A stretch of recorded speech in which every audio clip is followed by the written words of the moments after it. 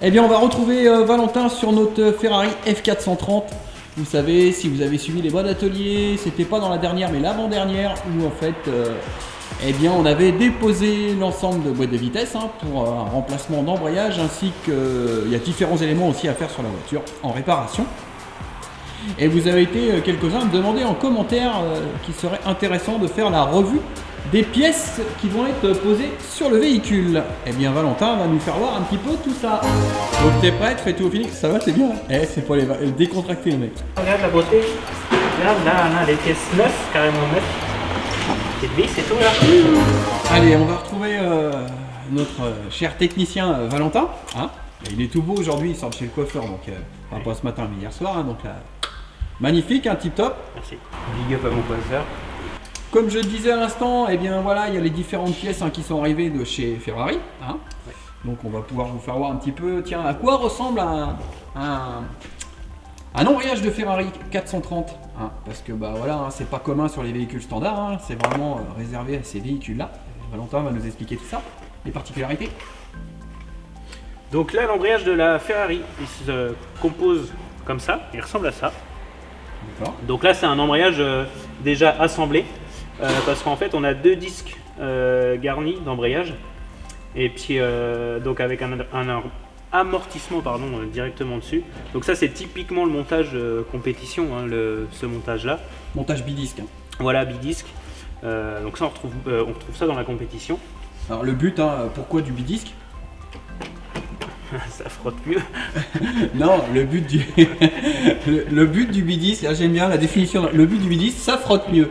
Non, en fait, c'est pour permettre surtout de pouvoir passer le couple et la puissance. Ouais, voilà. Parce que le fait est qu'on plus d'amorti et en fait on divise l'effort, donc la puissance et le couple, on le divise via les deux disques, donc ça permet de passer toute la puissance et d'éviter de tout détériorer. Voilà, c'est surtout que ça permet de passer les chevaux, et puis on augmente, en mettant deux disques, en fait on augmente la surface de friction, ce qui fait qu'on peut passer plus de puissance.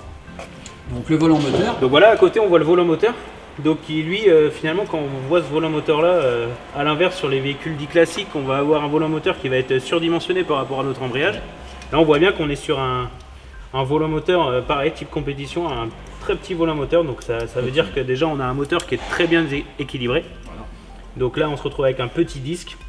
Donc lui on le remplace, pourquoi? C'est parce qu'en fait sur l'ancien on avait des traces de chauffe. Vous voyez les traces de bleuis qu'on voit et tout, ça c'est les traces de chauffe, on a détrempé le métal. Voilà, donc et puis là, du voile aussi sur le volant moteur, donc c'est remplacement immédiat.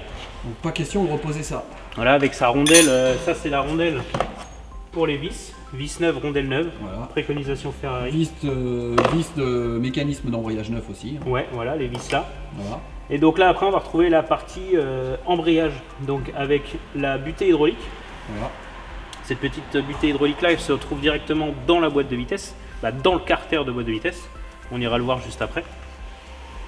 Et ça en fait, le guide, voilà, qui est fixé sur la boîte, et c'est là où vient se déplacer notre butée pour actionner notre embrayage.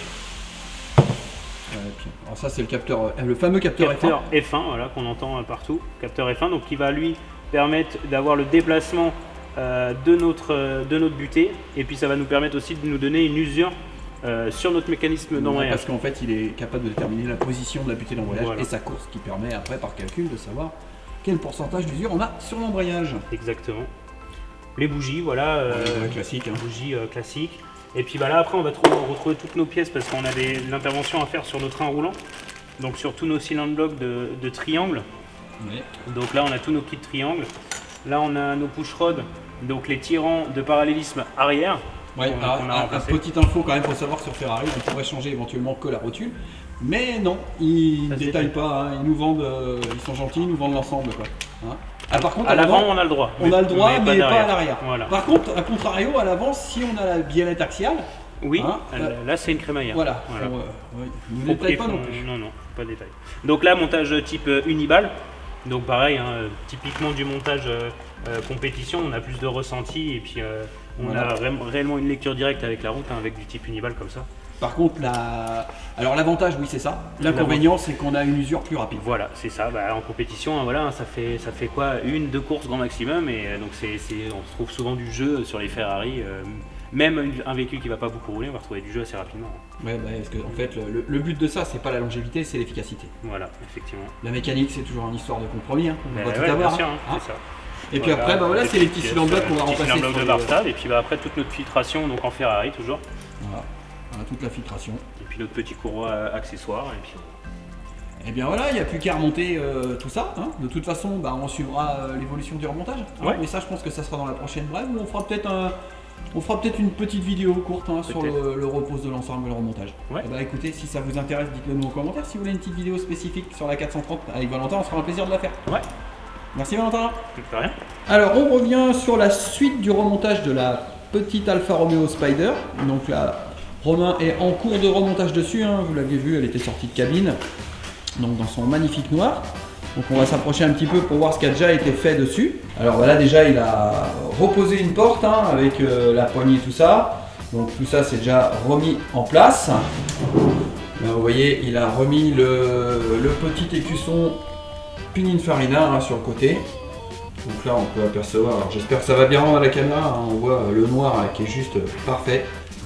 C'est terrible, hein, on a vu un très beau noir, hein, bien tendu, donc c'est super joli. Hein. Bon, pour arriver à ce résultat là, hein, vous le savez maintenant, hein, chez nous, hein, ça demande un peu de temps et un peu de travail, hein, parce que c'est vraiment la préparation qui compte. Alors ici, voilà, il y a Romain, il a étalé hein, toutes les petites pièces qui vont être changées. Hein. Donc comme on le voit hein, en partant de la gauche, donc là on a les joints, tout ce qui va être joint de port, joint de capot, joint de passage de roue, et puis après ici hein, c'est différents petits éléments, hein. Donc tout ce qui est petit caoutchouc, toutes les étanchéités, hein, parce que c'est souvent ça sur ces autos là hein, qui vieillit. Hein. Y a les bananes de pare-choc qui vont être changées aussi parce qu'elles étaient complètement rouillées, donc poignées de porte aussi. Hein.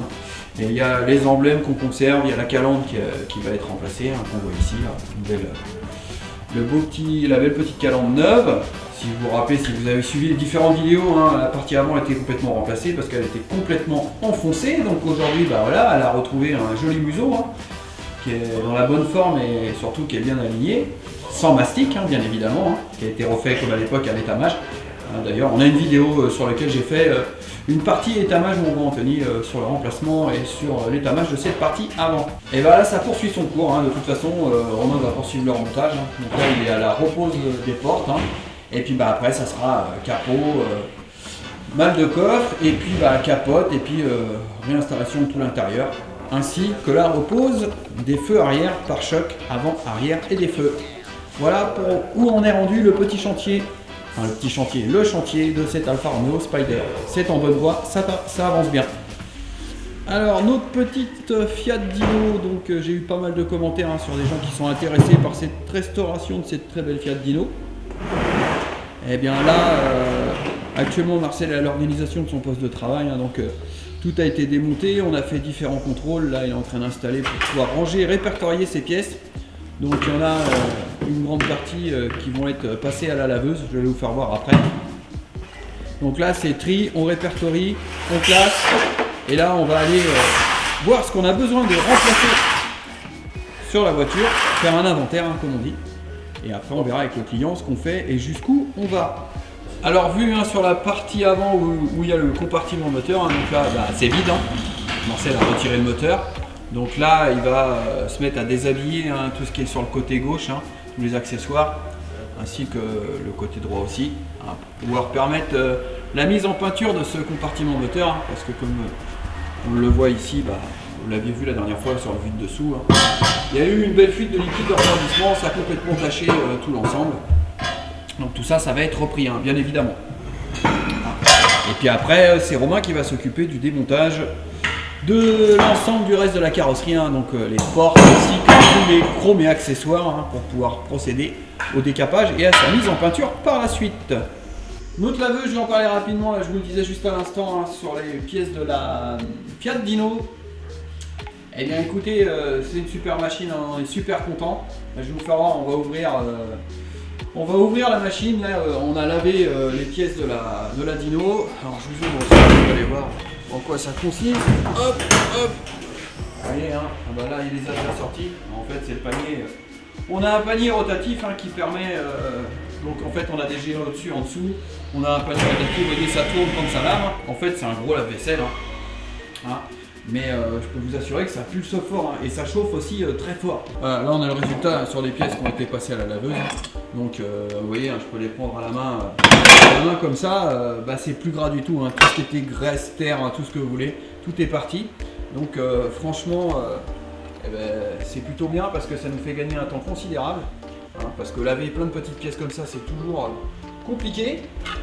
Alors, petite chose, vous voyez, souvent qu'on peut découvrir sur ce type d'auto, j'espère que vous allez bien voir à ce niveau-là. Vous voyez là, ici, quand il y avait la crasse, on ne voyait pas. Donc on a la caisse qui est abîmée, qui est arrachée, mais on a aussi, vous voyez, le support de train arrière. Vous voyez, il est complètement cassé là. Vous voyez là comment ça bouge. La tôle, elle est complètement découpée à ce niveau-là. Bon, ça c'est pas bien grave. On va dépointer cette partie-là. Et puis après, on va faire une réparation et puis ressouder à ce niveau-là. Et donc, on va sauver la pièce parce qu'évidemment, ce genre de pièce est très compliqué à trouver sur ces modèles-là. Alors, le moteur de la Fiat Dino, il est rendu dans le local moteur, sur le support. Donc, Marcel l'a positionné dessus. Il l'avait déjà passé au Karcher, à Karcherisé pour le laver parce que il était vraiment dans un état catastrophique. C'était tout graisseux partout. Et puis moi, par habitude, quand je démonte un moteur, j'aime bien travailler dans le propre, plutôt que démonter un truc qui est complètement gras ou qu'on s'en met partout. Et bien là, vous voyez, on lui a fait une bonne toilette déjà, ce qui va permettre de pouvoir travailler proprement. Donc là, ça va consister dans un premier temps, on va déculasser, on va enlever toute la partie au moteur, c'est ce qui est prévu, parce qu'on a en fait des fuites d'huile sur les caches arbacam et sur la partie arrière des joints de culasse. Alors les fuites d'huile se situent à ce niveau-là, ça fuyait là bien, il y a la pression d'huile qui est là et là ça pisse derrière de chaque côté, donc on était inondé d'huile, c'est ce que vous avez vu dans la partie compartiment moteur. Et comme je dis, c'est un très beau moteur, des jolis collecteurs d'échappement d'origine sur cette voiture-là. Moi je trouve que c'est un très beau moteur, donc de toute façon c'est 2,4 litres, c'est le même moteur qui était monté dans la 246 Dino. Alors là, je vous fais une petite vue supérieure, là, on aperçoit les 3 carburateurs double corps Weber. Moi, je trouve ça super joli, je trouve que c'est une architecture moteur qui est très jolie. Donc voilà, c'est vraiment un moteur qui a de la gueule et qui mérite d'être repris et d'être fait comme il se doit. Donc là, on est en discussion avec le propriétaire pour voir jusqu'où on va et qu'est-ce qu'on fait. Donc c'est vrai qu'il serait quand même top qu'on puisse lui refaire ses étanchéités et par la même occasion un bon coup d'esthétique, c'est-à-dire vous voyez, les coulis qui sont un petit peu rouillés et tout ça, de pouvoir reprendre tout ça, la visserie en bichromatage de façon à lui rendre son lustre d'antan, parce que comme je disais, je trouve que c'est un moteur qui est super joli. Voilà pour la partie moteur de la Fiat Dino, puis comme je vous disais de toute façon et comme ça intéresse apparemment pas mal de monde, vous pouvez même me dire en commentaire si vous voulez connaître certains détails ou si vous voulez voir des choses particulières sur ce véhicule-là, écoutez, je ferai en sorte de toute façon de faire suivre cette restauration. Et comme je disais, si vous avez besoin de voir des choses en particulier, n'hésitez pas à m'en parler en commentaire. Alors côté atelier mécanique, on a eu plusieurs entrées, je vais vous faire un petit peu le tour. Donc on a une belle 944 turbo qui nous est arrivée, avec une panne un peu particulière. Donc la pompe de DA en fait qui s'est décrochée, on a eu une rupture du support, elle est tombée. Et en fait, ça pendouillait, il n'y avait plus de direction assistée. Donc panne, donc elle est arrivée ici pour ça à la base. Et en fait, quand on l'a mis sur le pont, on a découvert un truc bien pire encore, c'est qu'il y a une énorme fuite d'huile. Donc en fait, c'était un mal pour un bien qu'elle soit tombée en panne ici, parce que là on a, vous verrez, je vous ferai voir dans la suite des opérations, quand on s'attaquera à ce véhicule-là. Il y a plein d'huile partout en dessous. A priori, ça viendrait du carter inférieur. Donc on en saura un petit peu plus par la suite quand on va démonter. Alors, petite vue rapide du compartiment moteur de la 944 Turbo. Alors là, comme on le voit sur ce type d'auto, les interventions sont pas simples du tout, parce que là, c'est vraiment très serré. C'est hyper compact. Là, il n'y a vraiment pas de place. Donc quand on commence à intervenir, surtout quand il faut aller chercher partie turbo ou collecteur, en fait le turbo, la particularité c'est qu'il se trouve sous le collecteur d'admission, parce qu'en fait vous avez le collecteur d'échappement qui est bien de ce côté-ci, mais en fait vous avez un système, ça passe en dessous et le turbo se trouve de ce côté-là. Et là je peux vous assurer quand il faut aller chercher un turbo là-dessus, c'est pas simple. Voilà pour cette petite 944 Turbo. Et on a aussi une très belle Lamborghini Gallardo là qui vient de nous rentrer. Donc avec une panne qu'on n'a pas encore complètement identifiée, mais on est sur la piste. Et bien écoutez, de toute façon je vous en dirai un peu plus dans les prochaines brèves d'atelier. Et en fonction de la panne qu'on va trouver, on fera peut-être un sujet sur cette très belle auto, donc une LP 564, donc 560 chevaux. C'est dans les premiers modèles de Lamborghini Gallardo. Et ben de toute façon, je vous en dirai un peu plus dans les prochaines brèves d'atelier ou sur les stories Instagram. Surtout, n'hésitez pas à me suivre sur Instagram. Je vais faire en sorte de publier le plus régulièrement possible. Eh bien les amis, cette petite brève d'atelier se termine. Donc comme vous l'avez vu, on a différents chantiers en cours. Donc on a la Fiat Dino qui se poursuit, on a le remontage de l'Alfa Romeo qui se poursuit aussi. Là juste derrière moi, eh bien, ce beau moteur de Fiat Dino que je vais m'employer en fait à déculasser, comme je vous ai expliqué. On va aller voir un petit peu ce qui se passe à l'intérieur et jusqu'où on s'en va sur cette remise en état. Vous avez vu aussi, on a une Lamborghini qui est arrivée, donc une Gallardo, donc avec une panne dessus, donc ça je vous en dirai un peu plus par la suite. On a une 944 turbo aussi avec, comme je vous ai expliqué, la rupture de support de pompe de DA qui est tombée et puis c'était un mal pour un bien parce qu'à l'arrivée on a une inondation d'huile en dessous, donc ça c'est pareil, ça fera le sujet dans une prochaine vidéo. Et comme on l'a évoqué avec Valentin au début de cette brève sur la F430, eh bien si vous souhaitez une vidéo en particulier sur comment seront assemblés donc l'embrayage, la boîte et tout le système, comment ça fonctionne, eh ben n'hésitez pas en commentaire à nous en parler et on verra à vous faire une vidéo dédiée sur ce véhicule là. Eh bien écoutez, sur ce, je vais vous laisser. Comme d'habitude, un petit pouce bleu, ça fera plaisir. Et surtout, n'hésitez pas à commenter, partager, liker et abonnez-vous. Je vous dis à bientôt. Tchuss!